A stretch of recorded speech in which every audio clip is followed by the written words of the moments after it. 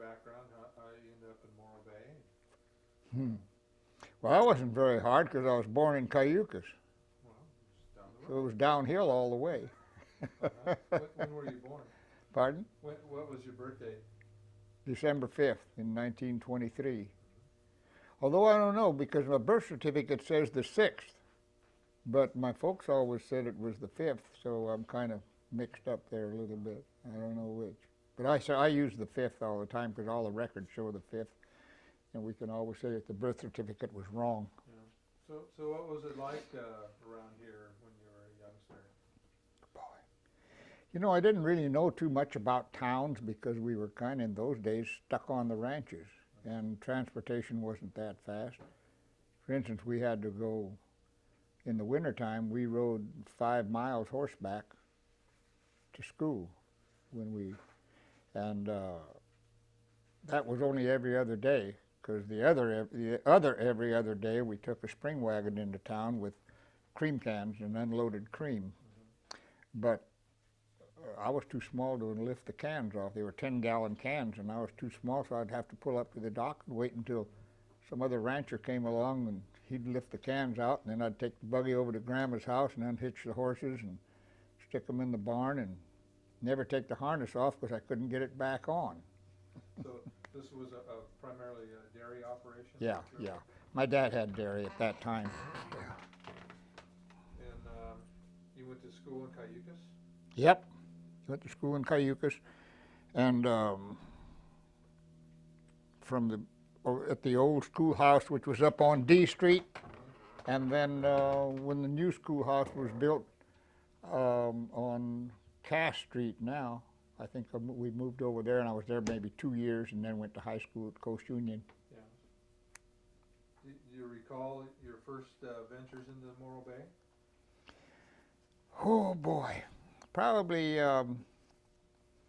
they'd be hard to recall except for one particular occasion. We came into town and got the folks stopped and bought popcorn from these 2 old boys, and I don't remember their name, but they're over there on Morro Bay Boulevard where the eucalyptus trees used to be, and they had a little popcorn stand there. And came down to the waterfront and turned around and went back up. I think Dad was going to San Luis. My brother was with us, and we were in the back seat. And the reason it's so fun to remember is that he sat on a bumblebee and just was screaming bloody murder. And that was Brother Ed. But that was really the first time I ever remember anything about Morro Bay. And boy, there wasn't very much here. There were those old boys. There was old Maston's Market, the grocery store on the corner of Main and Morro Bay Boulevard. Yeah. Steve knows more about that than I do, I think. So this is maybe late 20s, early 30s? Early 30s. Early 30s. Yeah. I'd probably think 32 or 33. Yeah. What were the roads like? Dirt. Dirt roads. Yeah, they were dirt. Gravel. And when you came into town, did you have a truck or an automobile? I'm not sure what. I think that Dad had an old. I don't know what he came into town in to start at that year. The oldest car that I can remember him having was a 34, big square 34 Packard sedan. Oh. That my uncle was or his brother-in-law, my mother's brother, was in the had the Packard agency in San Luis Obispo. His name was Virgil Negranti, and so that's what.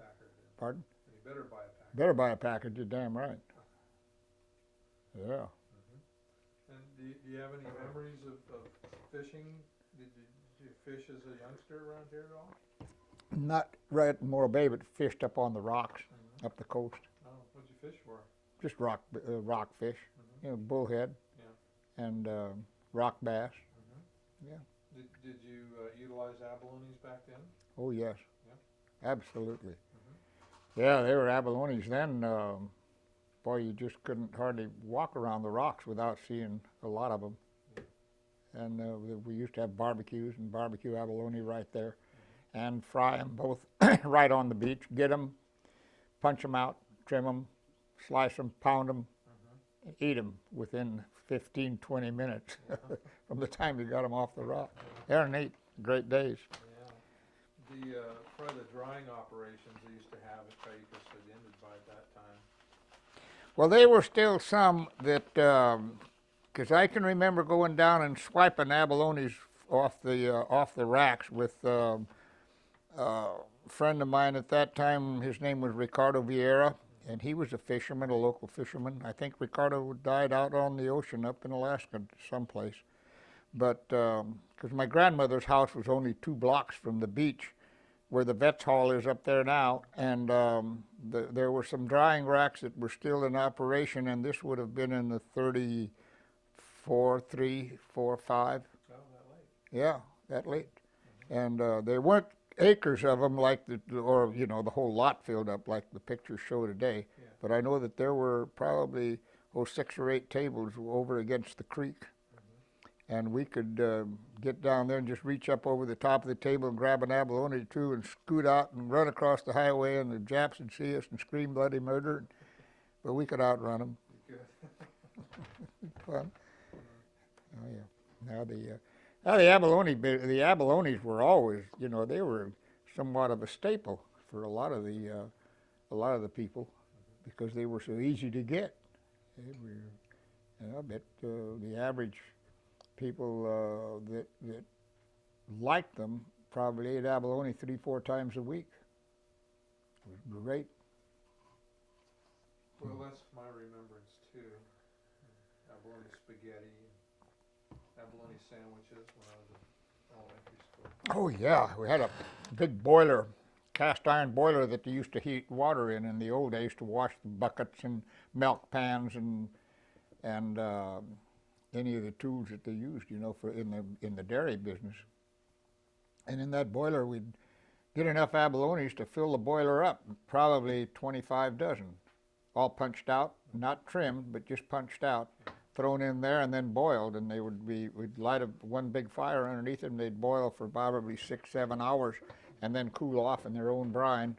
And that brine, after the abalones were taken out, we'd light another fire and boil that brine down, that juice down to where maybe 6 gallons of juice ended up being a quart. And then that quart you'd use in any seafood recipes because there was a big concentration of the abalone and it just was one bodacious flavor. The Chinese up the coast, the Jim family taught us how to do that because they did it all the time. They'd cut their abalones up in little half-inch squares, put them on a pot in the stove and add water and just boil them for maybe real slow perk for 3 days. They'd take the abalone out and they'd use that and eat it, but then the juice that was left they'd boil real slow for a long time and end up with a gallon of juice that would just fill a Coke bottle. And they'd use that as sort of a salad dressing on anything that they ate. It was neat. You're making me hungry. Yeah, well it was sure good. How about Pismo clams or any Yeah, that was another one. Pismo clams. They were so thick, you used to go out there and just look for them with a table knife or stand in the surf and your clams would come up and hit you under the feet. At Cayucas? Well, on the Morro Strand up here. North of the rock there. North of the rock. There weren't any, we planted clams in Cayucas in the 30s, and then in the mid-40s, right after the war, we planted a bunch of them up above, it would be straight down from San Carpojo Creek. We went over on the spit, and we'd get clams maybe 400 or 500, and transport them up there and pack them down the beach through the Hearst Ranch and dig holes in the sand and plant them down there, and they did good. And nobody knew that they were there except 3 of us that did all the work. And but then eventually the sea otters came down and wiped them out, and I don't think there's any up there at all now. I haven't been in there to test now for 10 years, but I don't think there are any left. Were you planting them small so that they would grow out, or you were just putting a stock up? No, we were planting them so that they'd grow and breed. We never did go up and eat any of them. We'd go up there and dig them up, see how they were doing, and replant them. Because they have to get, they have to be a certain age. I don't know how old, but I know that the 2 inchers sure in hell don't breed. Didn't think. Maybe they do. Yeah, Do you know? Yeah. Do they? Most of them spawn pretty small. Like abalone spawn at 1 inch. Yeah. Do they? A 1 inch abalone, 1.5 inch are adults. I didn't know that. Abalone.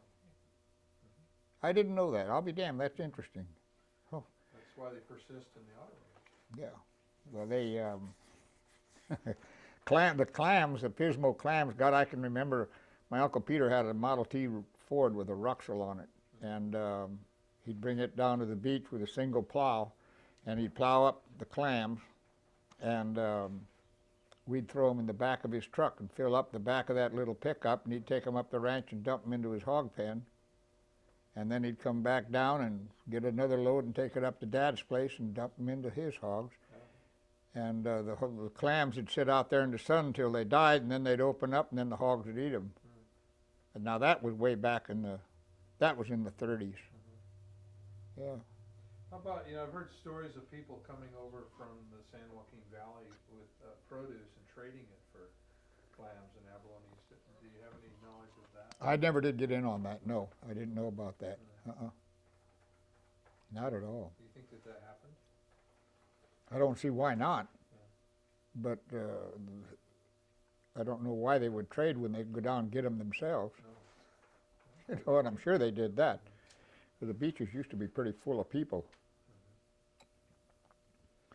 At a low tide, boy, I mean, I bet there were times between the Rock and the Standard Oil, there was 50 people on the beach.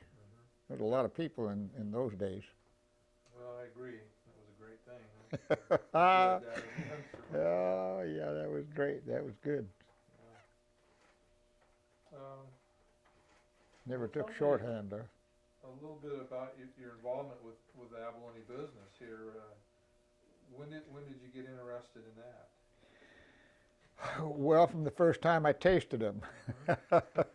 But as far as the business is concerned, I don't know. It was probably in the early '60s when, of course, I was married to a Pierce girl that whose dad was one of the pioneers of the diving with heavy gear, and that was Les Pierce. And all of the Pierces that I knew were involved in the abalone business one way or another. And Georgie Mitchell was diving, and he was working on different boats. And he was a friend of mine, as was his brother Charlie. And he used to come talk to me about the abalones and this and that. And he'd once in a while bring me a couple of rock scallops. And he's trying to bribe me, and did. So he wanted to build a boat. He wanted me to build a boat for him to use. And we talked about it for 1.5 or 3 years. And eventually he kept telling me what kind of a boat he wanted. He wanted a fast boat. He wanted a bigger boat. And he didn't want one of these boats that the Pierces used and Clancy used that just plowed through the water. And he wanted something that would get up and move. So at that time, who the hell was it? I was kind of interested in the fast race boats, and Campbell's boat company, or the Campbell troop, came out with a boat that was really, really fast. But up until that time, the fast boats on the lake, the speed boats, drag boats, were Sanger hulls. And Campbell came out and just cleaned old Sanger's plow. So I found out that where Campbell was, and Georgie and I jumped in the pickup one day and drove down to Burbank and jumped over the fence because the yard was closed and everybody was gone. And I took measurements of their boat. Their drag boats were 18'6". And I forget how wide. They were only about 6 feet wide, but they were only 18.5 feet long. But I took measurements of angles and took a lot of pictures, and came back up and sat down at a desk someplace and drew out what I wanted the boat to look like. Of course, I never built a boat and didn't know that much about them, but I just took Campbell's hull and blew it up with the same configuration. And then took the final stuff over to Ralph Horn along with the pictures that I took. and asked Ralph if he could build it. He said he studied it overnight or 2 days, and I went back a morning or two later, and I said, well, what do you think? And Ralph says, well, he said, I can build it, but it won't float. And I said, what do you mean? Well, he said, I've never built one. He was used to building all the regular boats that they had, like the Punky Doll that just plowed through the water. And do you remember that boat? Sure, yeah. Well, it had quite a history. It had quite a history. But there was a lot of different operators. So I said, well, let's build it. He said, well, what do you want to power it with? And I said, I don't know. I've got quite a little bit of information. The lightest engine motor that I could find is a Cummins. It's a 300 with a blower on it. That'd make it 370 horse, and we'll put that in it because it only weighs, I forget, 3,500 pounds, I believe, what the motor and gear were. So he went ahead and he started buying supplies and got a little money from me to get more stuff, and I went up there about 2 weeks later, and here the boat's upside down, because that's how they build them, and I didn't even know that much. I didn't know that they built the damn boats upside down. At any rate, he got her done, and he was pretty proud of the boat when he finished it. He was what year would that have been? 65. About 65, huh? Yeah, and then we had the boat, I believe we had the boat registered in 66 as a documented vessel. And let's see, what are the dimensions on the Dirty Dozen? She's overall 33 feet and 12 foot of beam. Draws about 2.5 feet of water. Shallow draft. Yeah. Well, that's a pretty nice dive platform. Yeah, it was. Like that. Boat, George was really very, very proud of it. He kept the boat just as clean and neat as the day that it was launched. Yeah. He really kept the boat up nice. Well, you know, one of the reasons I'm interested in it, it's actually the dimensions now of some of the bigger Radins. They build a 33 by 11. Mm-hmm. So it's what you came up with there actually, in a way, became a standard of the industry. Well, I don't know. Somebody said that, and I don't know this to be true, but somebody said that Radin looked at the Dirty Dozen quite well and copied a lot of the lines and everything, but I don't know that he did that. But if he did, he got one hell of a boat out of it. Yeah, there are some similarities. Yeah, the bow structure, primarily out on the bow. And of course, the back end of the boat's pretty flat, and that's one thing that Ralph did that he knew about. He put a 10-inch wide, but clear across the back end of the boat, going both sides, and 1-inch boat to give it lift. And the Campbell boats that I looked at did not have that on them, but Ralph did that. And it did give the boat lift, because the boat would get up, unless you had the fuel tanks full. We carried way too damn much fuel. We carried 455 gallons of fuel, and we should have only been carrying about half that much. That with, we had a 70-gallon freshwater tank on it for the galley, and but the boat would still get up and plane and do about 26 knots, which is pretty good for a boat that size and single screw. And the divers that worked it primarily were swimmers, using swim gear rather than heavy gear, correct? No, they use heavy gear. Oh, they did use heavy Yeah, gear. all heavy gear. We never had any swimmers. Well, Don Gallagher dove it, Georgie Mitchell dove it, Skinner dove it, Skinner Pierce. I don't know if Leo Evanick ever worked on it or not. I think that Leo may have. And I don't know where Leo is right now. He's probably in a Mexican jail. I don't know. Well, Don Gallagher was quite a diver. Yeah, Don was a great diver. Did you ever load the boat up? Did you ever have 100 dozen on board? We had 122 dozen on board once. The one time that I went out with them,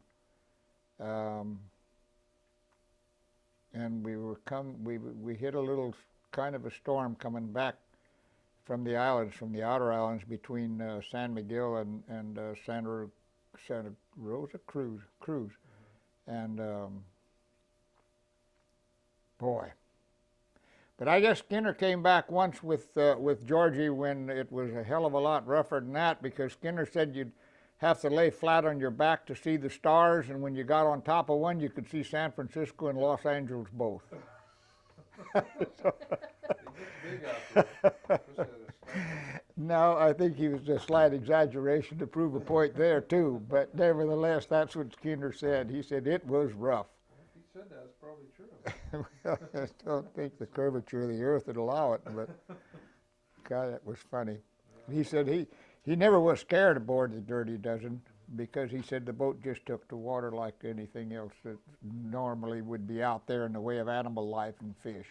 He said the boat really was a great boat for rough water. Even though there were no controls down in the cabin, those guys had to sit right up on top and take the waves right along with the boat.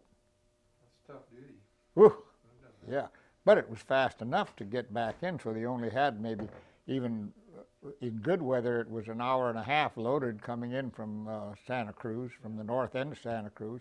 Bad weather, maybe 2.5 hours. But That's respectable. yeah. But how fast did this boat travel? Miles an hour or not?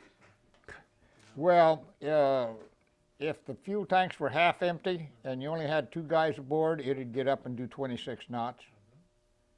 But if you had, a load of balonies on board, you just didn't do that.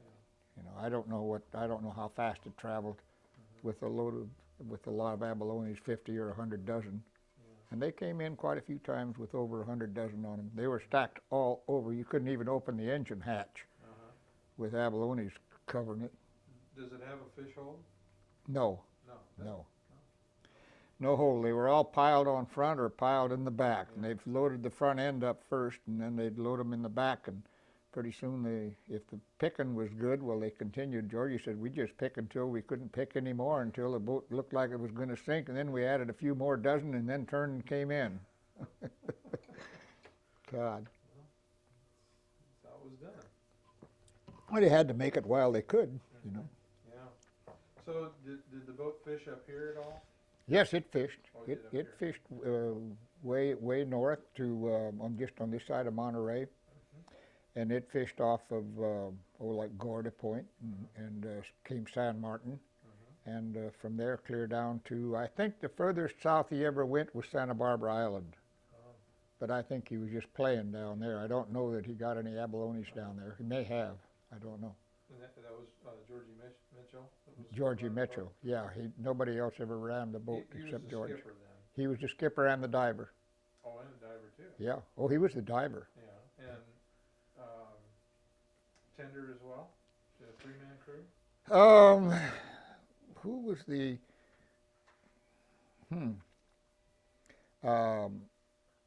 Doggone it! I know the guy's name that worked at him for him as a line tender for a lot. I'll think of his name in a minute. And he was with George's as a line tender for a long time, and I don't know who most of the time he had as a guy that on the wheel. Yeah. But damn it! Anyway, I can't remember his name. I'll think of it. Well, that had been the standard to have a 3-man crew Yeah. until the early mid-60s, and Then they dropped from 3 to 1. well, some did, yeah. Some did. A lot of the smart guys would have a tender and diver. Yeah.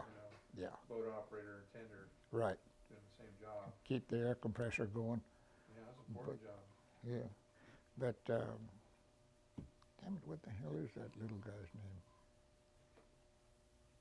I can't think of the line tender's name most of the time. But oh yeah, they're for I don't know. Was it probably it was right around 1970 when they started in diving with the smaller boats, rowboats and skin diving. Do you remember when that somewhat was? Before that. Before there that? was guys that were using dry suits, and then as neoprene came along in the 60s, you had guys coming out of the Navy, Korean War trained guys that were swimmers rather than hard hat divers. Yeah. So there That's what's interesting to me is your boat's kind of right there in the middle from the old way of fishing to the new way. Yet you had a really modern boat. Modern boat, and well, I don't know. Maybe I don't. George couldn't swim. Oh, George Mitchell could not swim. yeah. No, he couldn't. He was kind of like I was. I could swim about maybe 20 feet if you got a running start off of a 40-foot cliff. You know. So, but he couldn't. No, George couldn't swim. So that's why I guess he stuck to heavy gear. Yeah.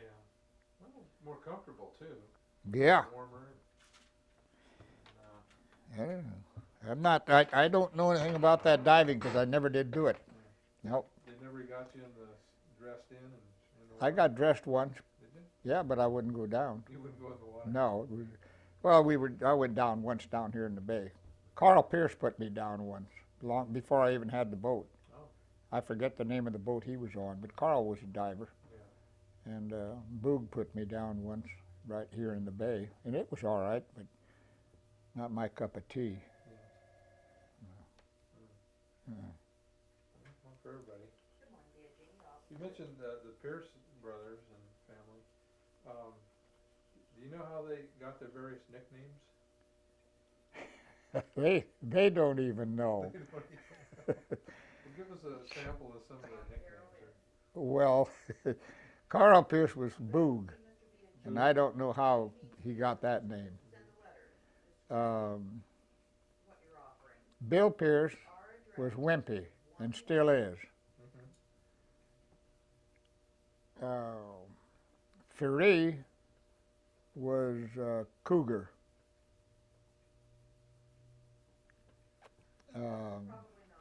I don't think Eddie ever had a nickname.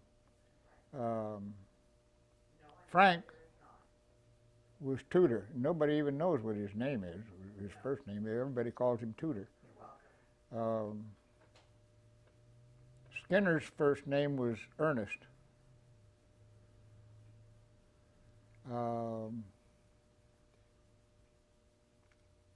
Then you have, with the younger generation, you go to Gary Pierce. His nickname was Allah. Maybe that's the way he was built. I don't know. But let's see. What did I give you for Cougar? Ferrie. That's right. Yeah. I wanted to make sure you got that in there. Nobody knew his name was Ferrie either, because he was always called Cougar, because he was kind of like a cat all the time. He was always moving and pretty cagey. Great guy. Do you know how you'd spell Ferrie? F-E-R-E-E. Yeah, just like it sounds. I've never heard that name in anybody else except Cougar. Well, it's an interesting clan. Yeah, good people. Good people. Yeah, and then of course one of the good divers was Duke Pierce. Duke was a good diver. The hell was his first name? I don't know. One of the rumors or myths about Duke is he has the world champion abalone belt. Did you ever see that? Is that true? It must have a 13-inch shell on it, or buckle. No. He has the world champion abalone belt? Yeah. Did you ever hear about that? No. Oh. Tell me. Well, that's just one of the stories about Duke. He was the world champion at 120 dozen, something like that. And I asked Don Gallagher about it one day, and he goes, "Well, how many did he get?" I said, 120. He goes, "Oh, no. He says, me and his brother Gene got 150 dozen." So who knows what the truth is? Well, I think it's kind of like measuring rain. If you and your neighbor get into an argument, well, the 110 goes to 112, and the next day, if it still continued to rain, the 112 went to 180, and from 180 to 185 when the neighbor heard about the 180, and dozens are easy to talk about. But 120 was a lot of abalone. A lot of abalone. An awful lot of abalones. Those were big abalone, too. And they were big, sure. What's the biggest one you ever recall seeing? The biggest one I've ever seen alive was 12 inches. That's a big abalone. Yeah. But now I've heard of 12 and a half. I've never heard of a 13. Well, the state record documented is 12. 12 even? And that was about 10 years ago. Oh, well, geez, I know good and well down off the islands. I was in Santa Barbara. I know we measured 2 or 3 12 inches, but I didn't know there was a record. It's possible, but in what's actually been documented, measured and weighed, 12 is it. Huh. Because we had a block on the back of the boat to fillet fish on, and there was a little, a block on top of a block that you could push the abalone up against and then scratch the block and put a tape on it. So that's how we measured them. And they got big, but I'd heard, but I've never seen, of 13-inch abalone. Now, maybe that was in Mexico, because there are some big reds down in that country. But I've never seen them. A lot of big ones are on Conception. Conception had big abalones. A lot of big ones. Well, that's because it was so damn rough. They grew old. You couldn't get in, because you guys couldn't get in there very often, could you? No. Pismo, tough spots. No, I don't know how, although Carson Porter is a real good friend of mine and everything, but I don't know about how much his dad did, Ernie Porter. Yeah. Did you know Ernie? Yes. Yeah. Well, he dove. Yeah. He was a good diver. Yes, Yeah. So, and I don't know anything about his history. He's pretty quiet. Well, we'll be talking to him, hopefully. Sure. Yeah, go get him. Talked to Alice yesterday. Oh, did you? Yeah. Yeah. She's still Great. a ball of fire. Oh, God, she is a ball of fire. She's a great one. Good people. Really nice. Very good. Really great. 772-689. Oh, yeah. Well, What how else about you any have? other notables from the era of the 60s divers? You know, any other? No, I just don't, before that time, I wasn't really very close to any of the abalone people. And of course, you're going to go interview the grandfathers of the business, like Frankie Brebs, Right. of course, because he could sure know a lot more about the business than I do. And you might be sure to get Frank to talk about his growing abalones down there in his old shop. Because he did a lot of experimenting with them and raising them down there. And I can remember him having abalones in the tanks, and he'd take a starfish. The abalone'd be away from the glass maybe 2 or 3 inches feeding, and he'd just put a starfish, dip it in the water, and that abalone just clamp right up against the wall, just that fast. Have you ever seen that? I have. Have you? Yeah. I know, Just the shock of them or something, huh? I smell it, yeah. Oh, but I mean, just as soon as that one point of the starfish hit the water, that abalone'd move in, so he didn't have time to smell. He had to be an electrical shock of some kind that told him to clam up. Yeah. Now, wait a minute, abalone up. Ernie used that down at Diablo Canyon when they were translocating abalone away from the intake. Uh-huh. You'd stick the starfish down into the holes, knowing there's abalone in there, and they would crawl out. Is that right? And then he'd catch them and take them and transplant them offshore. Well, I'll be darned, that's interesting. That's a good little trick. Yeah, I didn't know that. I thought they just glom right onto the rock so that the starfish couldn't get to them at all. Well, I recall in some of Frank's work that abalones crawled out of the tank, and the next morning they found them on the floor. Oh, no kidding. Yeah, they were trying to escape. Huh. They'll run away. And they can move, you know. Oh, they can move pretty fast. They're faster than most snails. Yeah. Let's see. Well, Um, most small snails. Because that's what an abalone is a snail, isn't it? you mentioned the punky doll. I think my dad built a bridge on that at one time in the early 60s sometime. Were there other boats around that Ralph Horn had built? Dive boats? I don't know if Ralph built his own boat or not. It was called the Undyne. And I don't know, but it was more of a fishing boat than it was an abalone boat. Oh. And I don't know of any other boats that Ralph built. And when I inquired all the people that I knew, they said, "Well, go get Ralph because he's the boat builder." Yeah. And where was he located?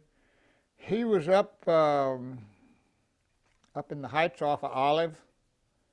Just, well, if you went down Main Street and turned up on Olive, he'd be up there about 2 blocks on the right-hand side. Heck of a driveway to take a boat down out of, but by golly, we did it. Yeah.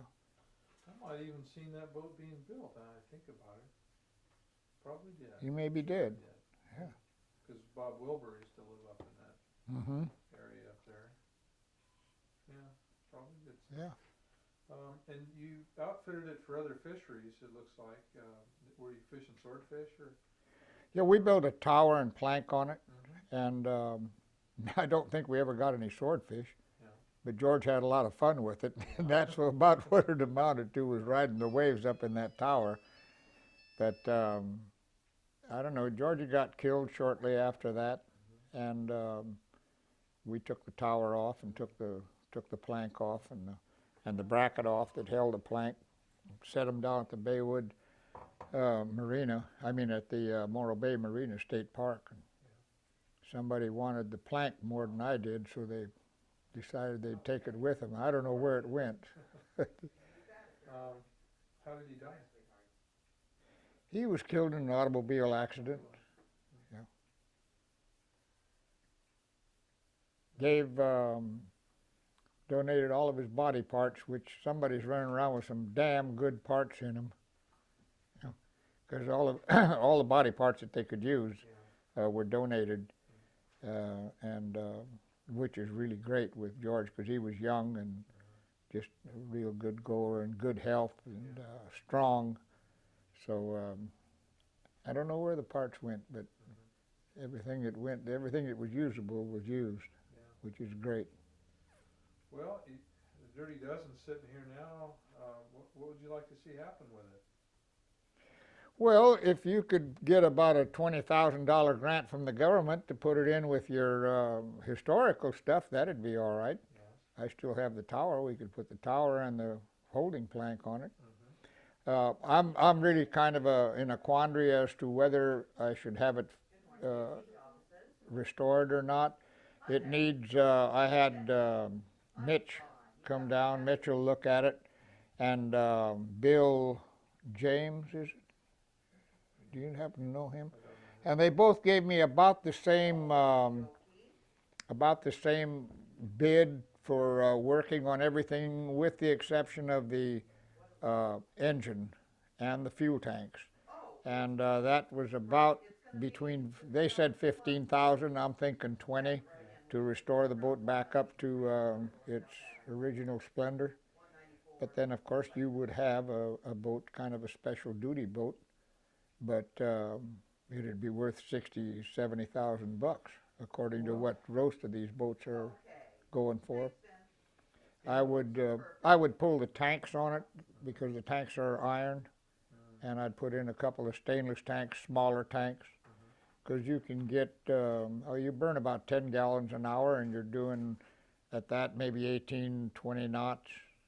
So that's all the fuel you need in today's day and age, because of so much fuel available close. And that wouldn't be a very big expense to do that. How about the engine? The engine's great.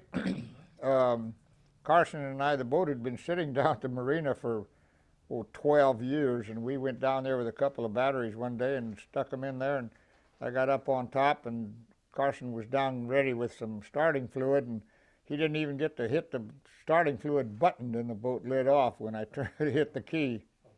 Well, that's diesel for you. You know, you can let a diesel sit for a long time, not like gasoline engines. So the end of the motor should be in real good shape. The motor should be in good shape. Did Carson ever fish your boat? I don't think he did. Don't believe he ever did, no. He always had his own boat or his dad's boat or something. Do you know if the Cindy is still around or any of the other old boats? Well, that I are don't dead? know. No. I just don't know where those old boats went. What boats did you use? Well, I went looking for the Catherine K here Yeah, after I saw you She- a couple of weeks ago, and it's gone. It was down there by Orville's last time I saw it. and it's gone, huh? It's gone, so it's probably junked. Hmm. But yeah, there just aren't too many around anymore. No. That's why I think yours is special. Well, I don't know what happened to the Punky Doll either. Did it get trashed? Because it had such a glorious history to it, you know, that Yeah. they got 12 hours from here to Santa Barbara, and that was on a good day. It wasn't real fast. It's a long day. Downhill, too. Yeah, downhill. Yeah. God's sake. Well, yes. Can we talk a little bit about the costs of building a boat back then, and maybe some of the revenues from that ab work? Oh, good. Okay. Yeah. All right. So, when you built the Dirty Dozen in '65, what did it cost you? I think total was $30,000.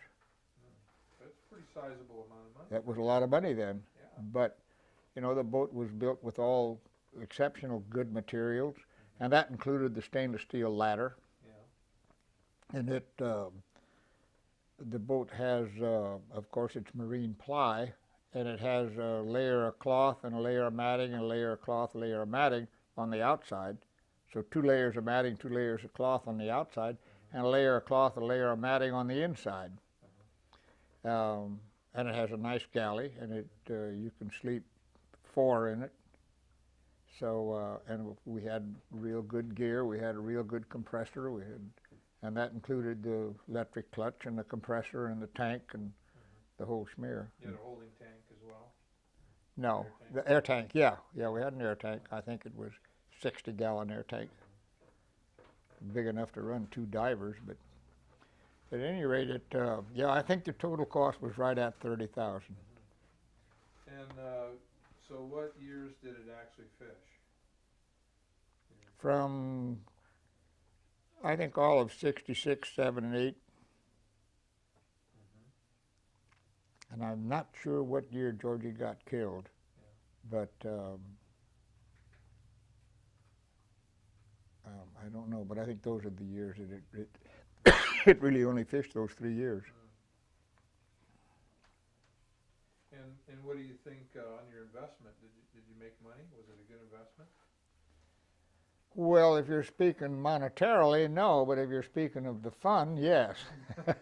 So you have to put a lot of value in the fun of owning it, and the pride of ownership, and the pride of watching Georgie beam when he'd come into port with it. The boat was just as clean when it went in as it came in as it when it went out, and there was a lot of pride in having a good piece of equipment like that, because it was really considered the pride of the abalone fleet.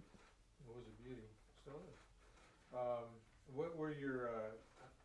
How did you divide your earnings there in a cruise share and owner share? Well, I think that I got what was left over. I don't believe there was ever any real true accounting between George and I. We trusted each other, and he gave me what I thought was fair. Percentages, I can't really tell you. I don't know. I don't remember what the percentages were. So I don't know if you guys work that way or not. And that's kind of standard. Like a standard cruise share is like 10%. So like for a standard boat operator. So. Well, I think there was a percentage given to the line tender and the operator and Georgie, and then the balance went to the boat.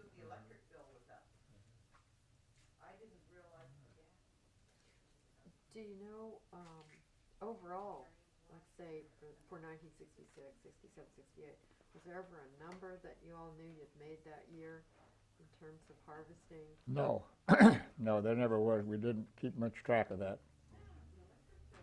Well, if you made a good guess, what do you think it would be? Pardon? If you made a good guess, what do you think it would be? I couldn't make a good guess. I really couldn't. No price on fun. No, Yeah. no. as much as you can get, I think. Well, how about what it costs to run the boat?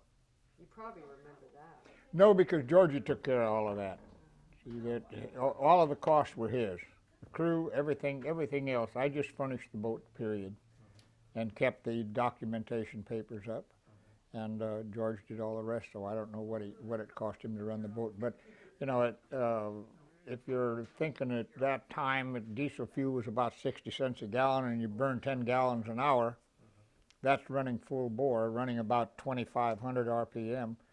Well, no, you'd run 2,250 RPM, burning 10 gallons.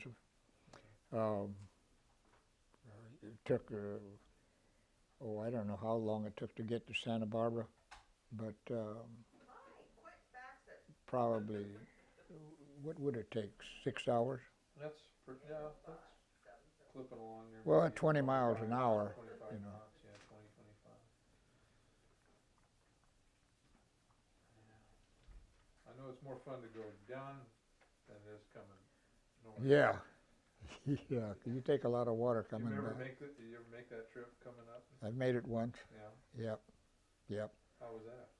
It was nice. Was it? Yeah, we went outside of Conception, and it wasn't any different outside 10 miles than it was inside. Yeah. It was still a little humpy. A little bumpy. Yeah. But I went down with Georgie once, and I'll never forget. He said, "Look behind you." And I looked back, and there was a wall of water back there about 50 feet high. And I thought, oh, mercy, you know. Because I'd never been in that situation before. And of course, it just kept following. And we'd slow down, and it'd slow down. They never did catch up to us. George had outrun them. But boy, those waves get big down there, don't they? Yeah, they're awesome big. I say 50 feet. I don't think it was that high. Probably 30 feet. But that's still a pretty tall wave when you got a little dinky boat sitting down there in front of it. Feel dinky sometimes. Oh, Yeah. boy.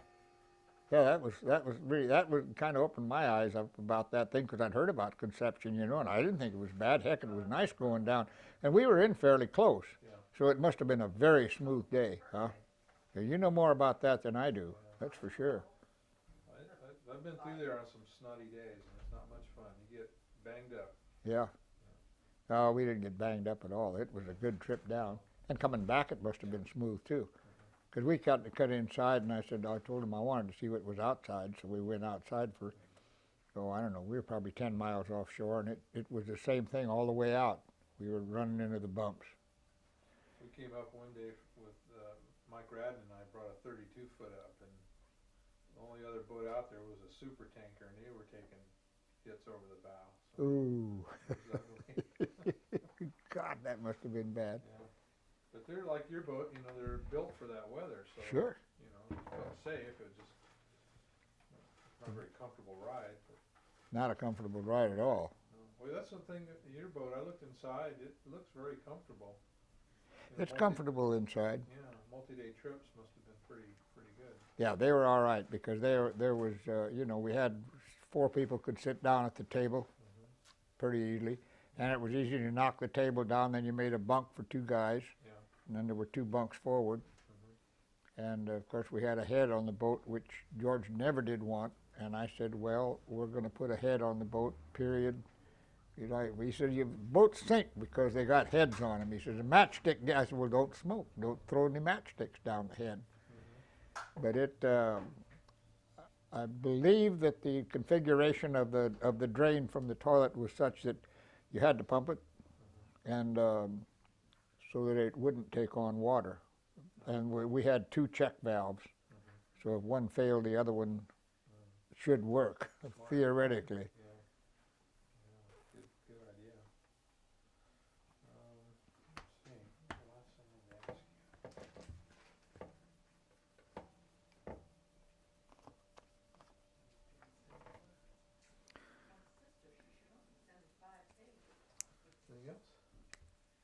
Anything else? Maybe go outside. Yeah, take a look at the boat.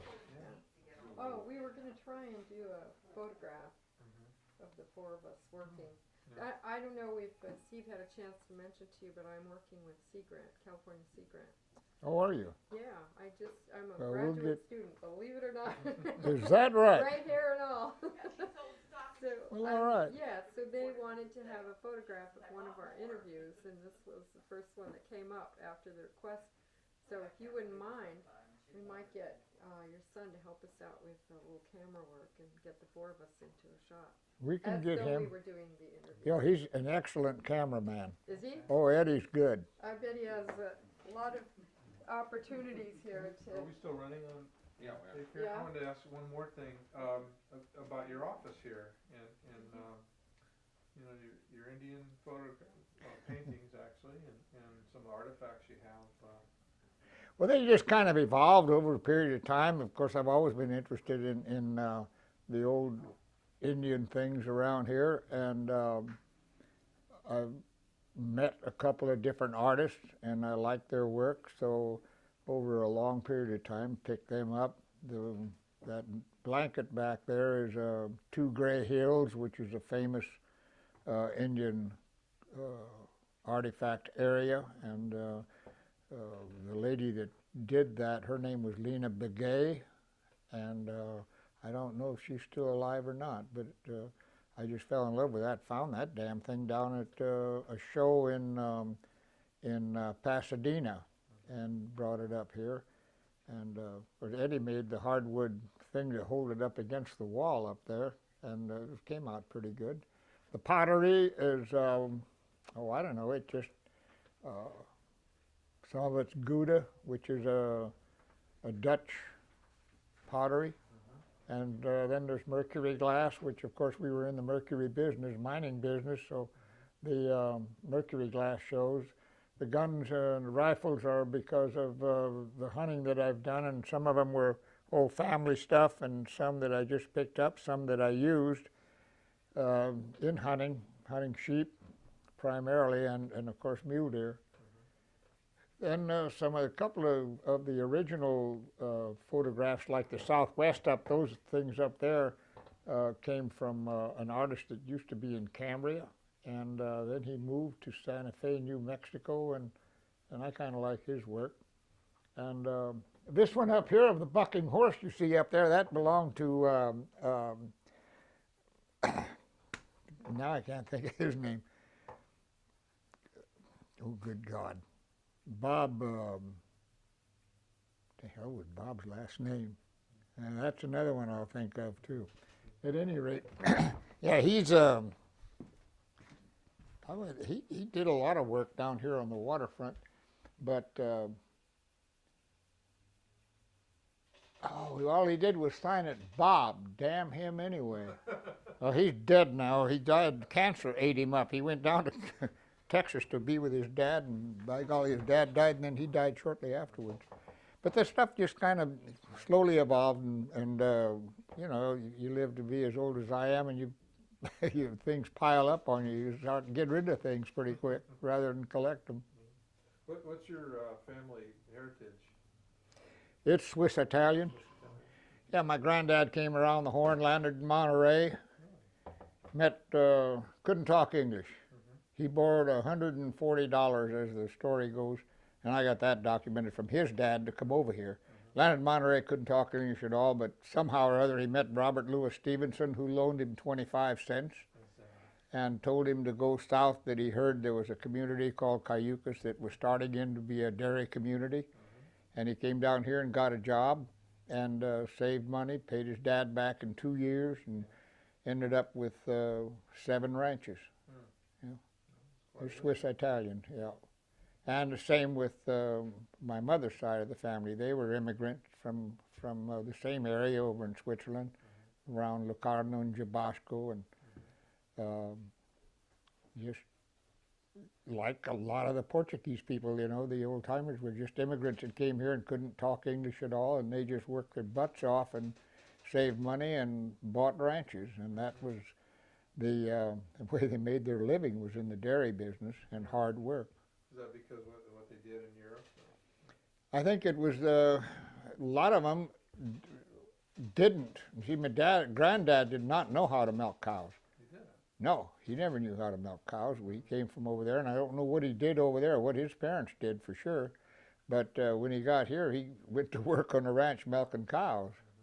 And I think the Portuguese people that came over, they didn't all know how to milk cows either, but that was what was going on around here from people that were a few years ahead of them. And so that's how they got jobs, was working on the dairy ranches. And How is it that this area is so settled by Swiss, Italian, and Portuguese people? Do you have any idea? I would think that just because of the a few people coming in originally in the 1880s and that, and them telling their folks about it back home, sending letters home, and then a few more came in and they sent their letters back home, and getting letters into Switzerland was probably harder than getting it into the Azores, where most of the Portuguese people here came from, were the Azores Islands. And there the boats just had to stop before they even got to Europe, or that part of Europe, and by that time, then they had to get it on a horse and buggy or something and get it into the middle of Switzerland to let their kinfolk know that, boy, things are pretty good over here. A lot of abalones to eat. Come on over. They like their seafood, I know that. Yeah. I would think it would just be from word of mouth. Yeah. That's all I know. It's a lot. Oh, boy. Well, look at your boat and tell us about it. Yeah, let's go look at it. Gonna sit in the You water. got rechargeable batteries in here? Yeah. I said, well, he said it's Experian. Do you want to shoot this way against the name of the boat? I can shoot anywhere you want. I'll Well- probably just walk around while you guys are asking questions. Okay. He wasn't very far off at all. I'm looking for my dad's old boat. He sold to Mill Williams. That he sold to Noel. Yeah. Noel died, didn't he? Yeah, I think See, there's so. another diver I didn't Yeah. think about. Oh, yeah, he was a good Yeah. one. Yeah, he was a good guy. Noel was a great one. My dad's boat was built out of an old Higgins landing craft. A Higgins. And he put a bow on it. And it's nice. It's Oh, probably boy. the only Higgins that's still in the water in the world. And where do you think it is? Well, last time I saw it was here in Morro Bay about 15 years ago. Who owns it? It's Do called you the know? TN, and I think one of the Stanleys owns it. So, but I'd love to go see Well, it. did again. Noel own it at one time? Yeah, my dad sold it to Noel probably about 1960, 61, something like that. I wonder what the hell Noel was going to do with it then. Fishing apples, I think. So, I remember. Harold, can you So what tell about us? the Dirty Dozen? Yeah, can you tell us about the Dirty Dozen? Maybe point out some of the features that you personally designed. Well, I didn't design very many of the things on it. I talked with Ralph, Mr. Horn, that built the boat, and we just wanted something that was going to be very, very usable and nothing fancy. We're not out here to just set the records for beauty, but we wanted low to the water, keep the configuration down low. We don't want any rails all around the boat. So there are no rails on the boat, except the only thing that looks like a rail is the ladder, and that is all stainless steel. Nice ladder. It blocks so that it's kind of on an angle when it goes down into the water, so it's easy for the guys to crawl up it.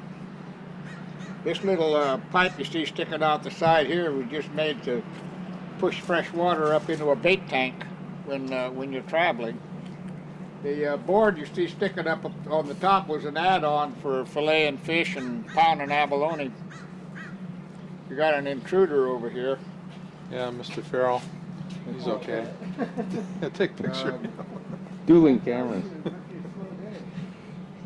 I really can't tell you any more about the boat than what has already been said. Well, talk a little bit about the speed.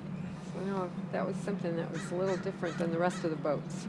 Well, I'd like to be able to pull the tanks out of it and fill up 2 small fuel tanks, put 2 guys on it, and I'll bet the boat would get up there in the little choppy sea. I'll bet the boat would get up and do 30 knots without any problem. We swing a screw that's way out of square. Isn't that what they call it, square? If you have a 24-inch screw, you should travel 24 inches to one cycle, to one I know there's a revolution. formula, and I don't know. Yeah, well, Good that's what they question. like, whereas this boat here had, the screw on it was 24 inches, but the travel with one revolution was 29 inches. Oh. So that gave it a lot of speed, but it also put a lot of torque on the boat, and the boat never would back up real good to the left. It'd back up fine to the right, but it wouldn't back up to the left. Very good. I'd like to be able to put a hydraulic pump on that big motor, and then put 2 hydraulic motors off of that and turn twin screws on it. Oh, Then you'd have yeah. you'd really have a nice maneuverable boat. Yeah, that really works well. If you were going to go after abalones anymore, and if somebody shot all the sea otters, maybe the abalones would come back.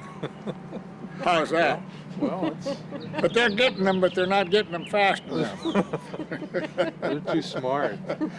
Yeah, they're so cute. The little weasels are too smart. They definitely are smart. Yeah. So what's the furthest this boat ever traveled, do you think? I think from, well, the boat was in Santa Barbara for a long time because Georgie was fishing the Santa Barbara Island. And as far as from Morro Bay, he went down to the Santa Barbara Island, which is just on this side of Avalon. It's way out there all by itself. What do they call those, the Cortez Banks? Mm-hmm. Did you ever fish those? No, but that's the surf spot of the century now. out Oh, there. is it? Oh, yeah. Well, are they that close to the surface of the water? Yeah, they take guys out there surfing, 60-foot waves, Right. 100 miles offshore. That's, Huh?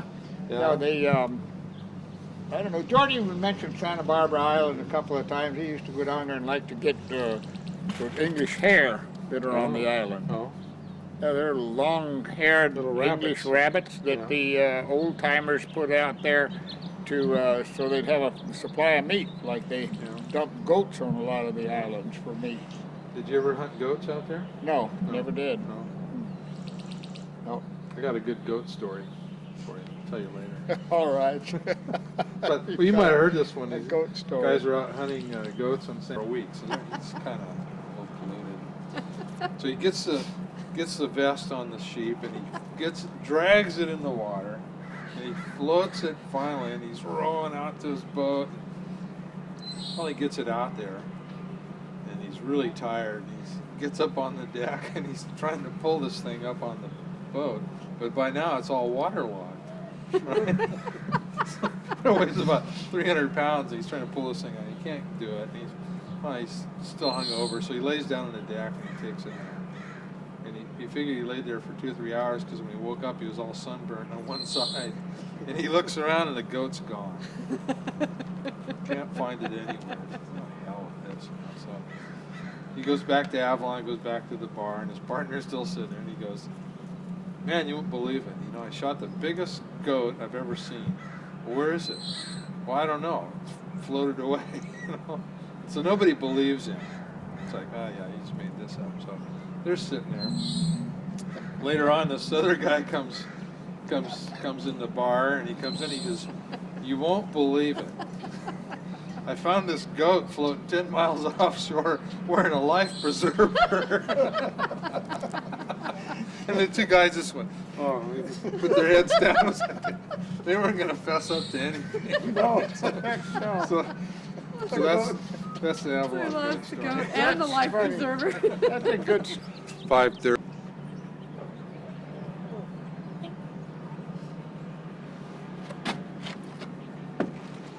Actually, I think I hit. So here we are on deck. There Yeah. we are on deck So with a Cummins, 300 horse, and the blower on it adds 70 horses. So you're talking 370 horse that gets up and pushes this 33-foot boat at about, if you're running the engine at 2,500 RPM, you can be doing about 25 knots. So we don't run it that high. We run it about 1850, and we do about that many knots. About how many gallons of fuel, Harold? It burns about, you get 2 miles out of a gallon. Mm-hmm. We hold 545 gallons of fuel. There's a 225 gallon tank on one side and a 225 gallon tank on the other side. So we have a lot of distance for the boat. You know, you're 500 gallons, you burn 10 gallons an hour. You can run 50 hours with safety, and that's over 500 miles just with one. That's pretty good. That's a lot of distance with the boat. So you designed it with the idea of fishing islands, it would appear to me. Yeah, yes. So if you get out there, and if you had tough fishing, you could stay for a week. Yeah. And not have to come into fuel. Yeah. We had abalones around here. Why would you want to go down to the islands? Well, the abalone became scarce around here. With the sea otters kept pushing the abalone's business further south, and they started in way up in Bodego Bay. But interesting enough, now way up north, the sea otters have left that area up there, and the abalones have come back. Pretty good. Yeah. But as the sea otters came down, they kept coming south, kept south, and pretty soon the abalones were so scarce around here that they had to go over to the islands to make a living, especially the heavy gear guys.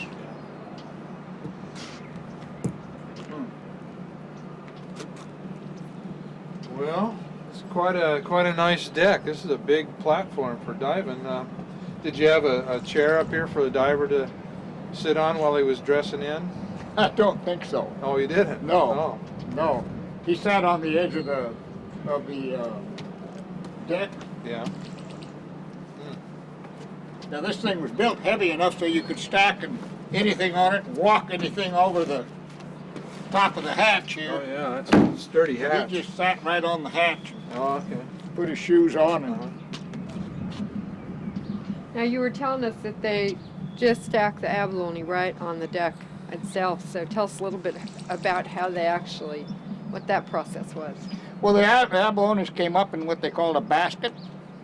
Had a hoop around the top of it about that big around, just big enough to slip the abalones in, and then a line went down with a hook on it, and they just lifted the whole basket up. The basket was actually webbing, a netting that was about that deep. Got that big around, didn't it? I forget how much it held. Do you remember how much it held? Oh, the big one to hold a couple of dozen. Yeah. I mean, now it's quite an lot to effort lift. to lift over the side of a boat. From the water up, yeah. Yeah, that's a And then they took the first 10 or 12 dozen they pulled up alongside the cabin and dumped them on the bow, and then the rest of them they just dumped them back here. Of course, they kept the abalone away from the back of the hatch because this is how the engine breathes and gets a lot of air from the back end of the hatch. But the sides were just filled with abalone. Do you recall they were live boating at the time? Were they live boating? Live boating, probably. Huh? Yes, Yeah. yes, definitely. Meaning that the boat skipper follows the diver as he's working, and then the tender would be up on the bow, often with a kelp knife, cutting kelp, clearing the way for the boat to go through. Yeah, the boat operator followed the diver by watching the bubbles as they came up from his breathing apparatus. If the diver was lucky and the boat operator was sharp, didn't turn around and cut his line or Run it something. over his hose. Yeah, run over his hose. And didn't that's what happen. happened to Bill Pierce Yeah, up off of Gorda. yeah. He got cut off. Ugh, what a way to die. Well, they didn't have the check valves in their helmets in those days, and They didn't. you get sucked into the helmet. Yeah, Dude. pretty ugly. So how deep were the divers usually going? I don't think the divers around here dove over 80 feet, Yeah. did they? No, not a compressed air. Didn't have to. No, they didn't have to, but the limit was 20 feet. They had to stay outside of 20 feet. They couldn't They wouldn't allow, the laws wouldn't allow them to dive under 20 feet. Down on the islands, though, Georgie did do some 120-foot diving, not much, Yeah. but he did go that deep. Yeah. 'Cause at least that's what they told me. I never did see him do that. Wasn't there? That's about as deep as any of That's them ever went. about isn't as deep as you want to go on compressed air. Yeah. You don't have much time. 15, 20 minutes at best. At that it? Then 3 hours to come back up out of it. takes not that long. Not that long. No, but you got to hang off at depends how long you stay down. Okay, at 100 feet you can stay down about 15 minutes without recompressing. You just come up slow, hang off the at 20, 15 feet, but the gear just not safe beyond that. 100 foot, 110. Yeah. A lot of pressure at that point. A lot of pressure at 120 feet. Yeah. But they could stay down 15 minutes. They could work a short interval like that without recompressing, and then you would come up and sit on deck usually for an hour, hour and a half, and then work progressively shallower water the rest of the day. You could do that pretty safely. Where were decompression chambers located? Magoo? Probably the Navy facilities. Yeah, Magoo probably did. Might have been the only Magoo had one. one. Yeah, probably. Is that all? Oh, Can't think of any others around. Navy station. Maybe Nicholas. Well, I don't even know about Nicholas. So that was so far away. yeah, you do. When did the one go in at Catalina? That was like the 80s, I think. Yeah. Well, Well, then we'll just take a tour of the boat. Yeah. I'll let you take a tour of the boat. Okay. Go get 'em.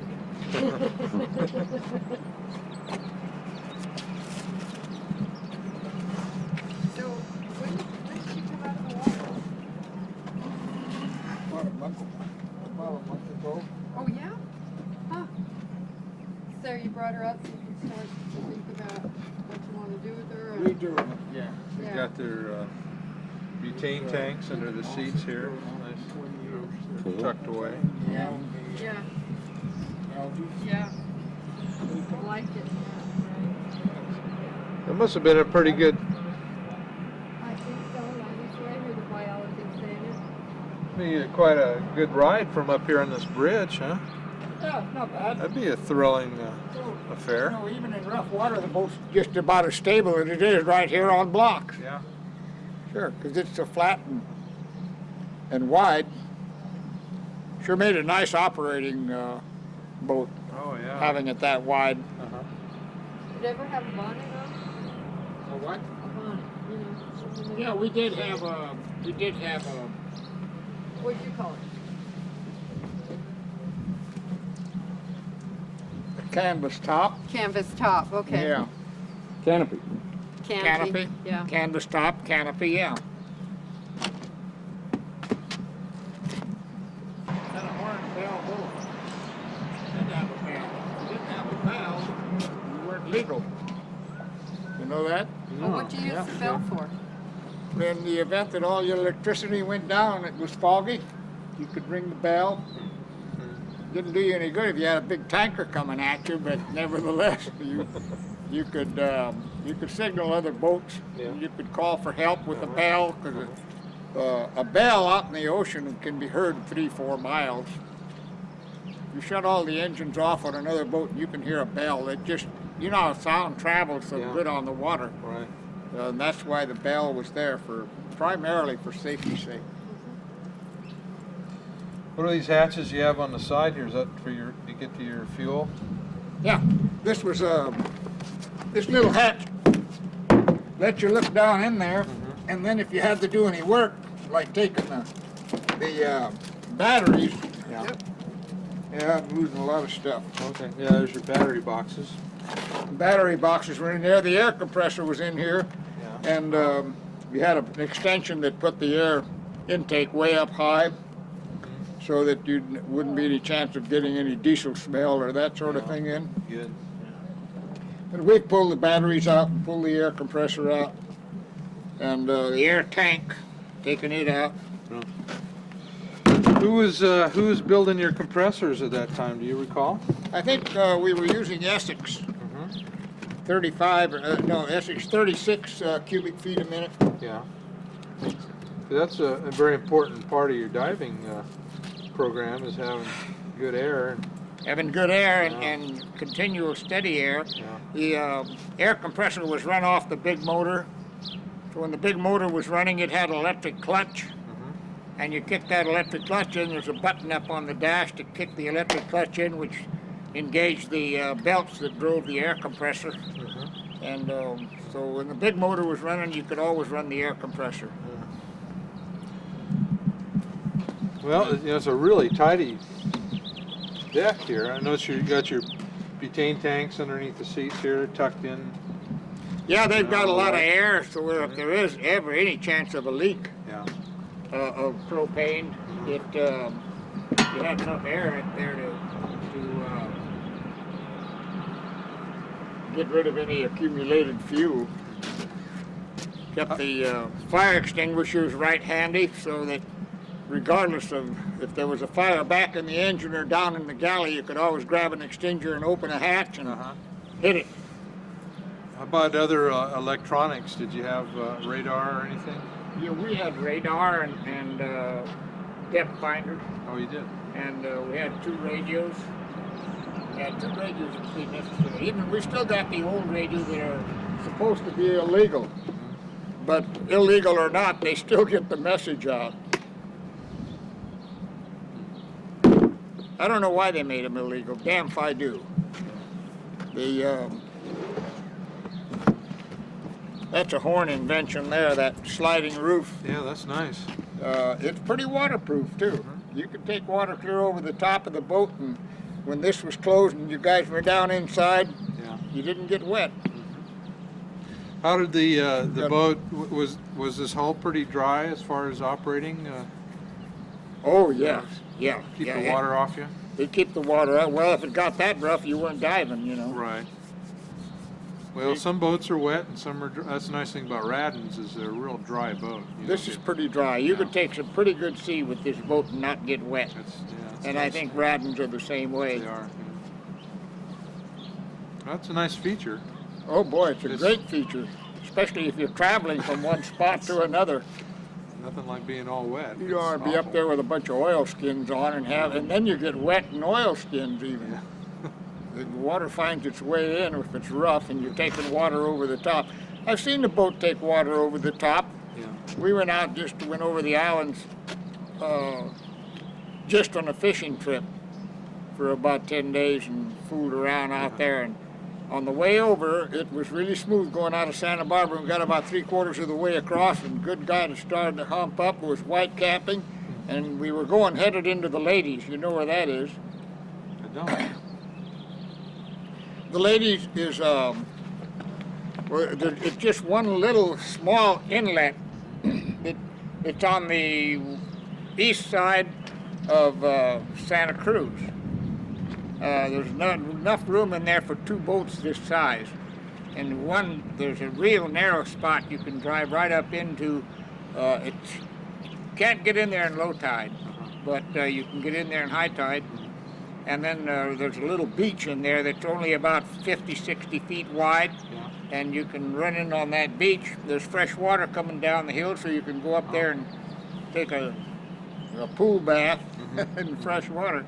And then get back on the boat and back out and throw your anchor, and there's enough room. You got enough scope when you throw the anchor out to set the boat in there all night. But it was rough going out there that day, and that surprised me going out to the island, to Santa Cruz.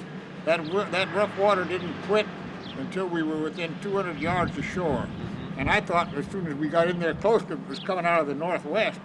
But it didn't. It just kept coming right on. It was really rough. Did you go between Santa Cruz and Santa Rosa through the escarpment there?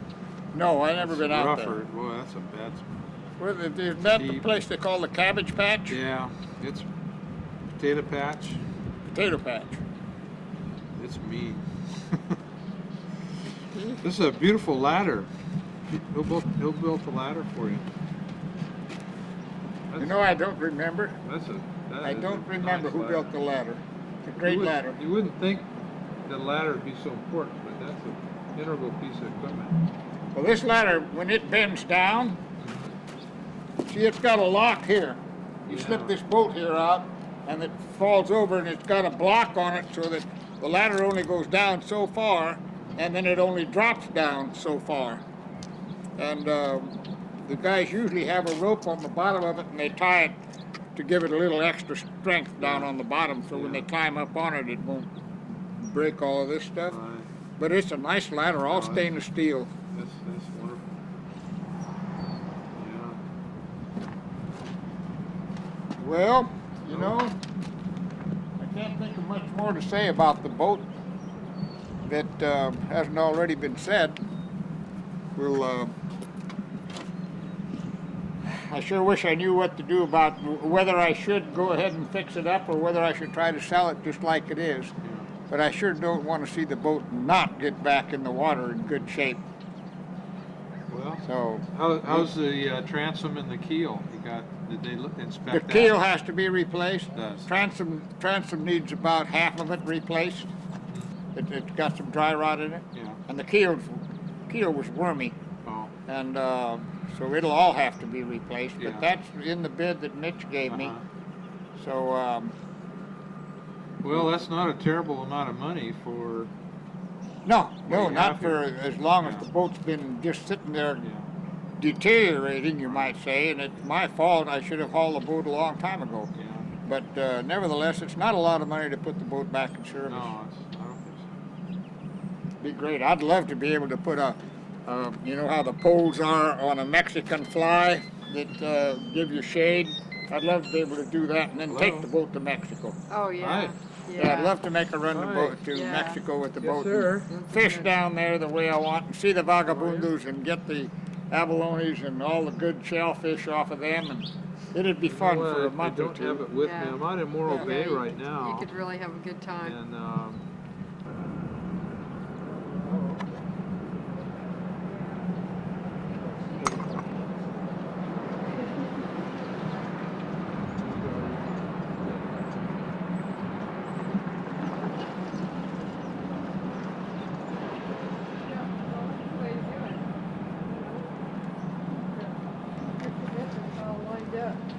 Careful So you when you can't come off, check you it don't out. step on the ladder and push it away. Okay. You have to step on the ladder and hold it in. Okay. I'll go down and brace it for you just in case. Thank you, I Harold. don't I want you appreciate falling that. on your butt. No, we don't want to see Monica falling on her butt. Steve is the ever intrepid cameraman Okay. is still shooting. So yeah, so you We shoot have to straight keep down up to with- Santa Barbara then for the coastal as we commission. go down Should have let you Okay. fall. It made a good here. The jokester, I'm gonna have to be wary of you.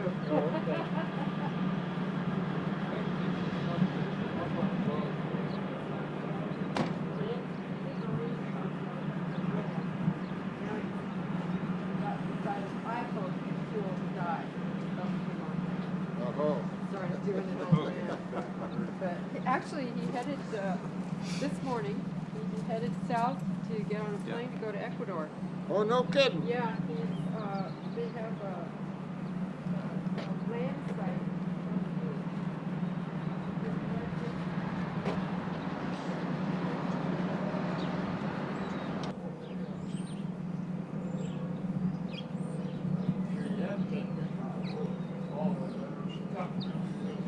Huh. Well, it's part of the history thing. Yeah, I also, I heard you have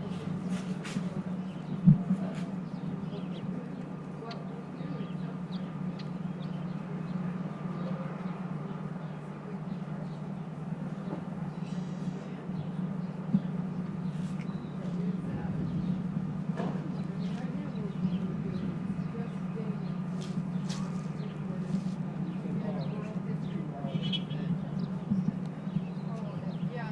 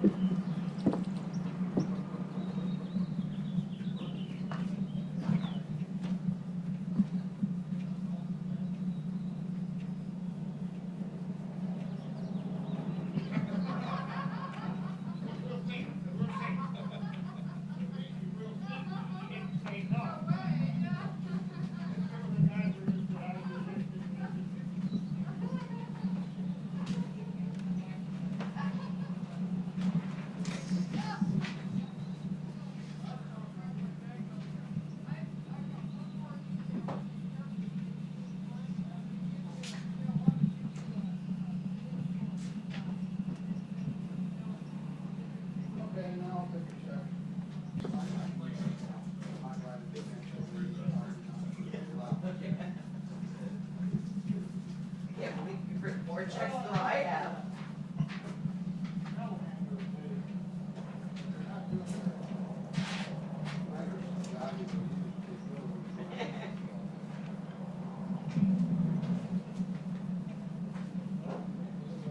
It's gonna be interesting to see when that money comes back into your account from taxes. Husband gonna be gone. He's going to be gone for about 10 days. I'm going to tell you, he took off for Ecuador this morning. Really? Go Well, down that's there great. to look at a offshore marine You've heard of site. Atlantis, the city of Atlantis. This is the city of Pacificus, the sunken city of Yeah. Pacificus. They think they have a offshore site, and they don't have any trained underwater archaeologists. Oh, you do, Seeing you Monica. around. I'm sure I'll run into you. And then I'll give you another call, and we'll talk about coming back and looking at the photos. I've only got 3 or 14, so. Well, that'll work.